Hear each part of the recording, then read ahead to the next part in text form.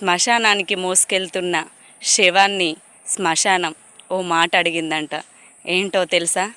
నీ లగేజ్ ఎక్కడ, నీ ఆస్తులు ఏవి అని అడిగిందంట శ్మశానం. అప్పుడు ఆ శవం ఏం సమాధానం చెప్పిందో తెలుసా? నేను నా ఒంటి మీద ఉన్న వస్త్రములు తప్ప ఒక్క పీచుక పుల్ల కూడా నా వెంట తీసుకొని రావడం లేదు అని సమాధానం చెప్పింది. అప్పుడు శ్మశానం ఏమందో తెలుసా?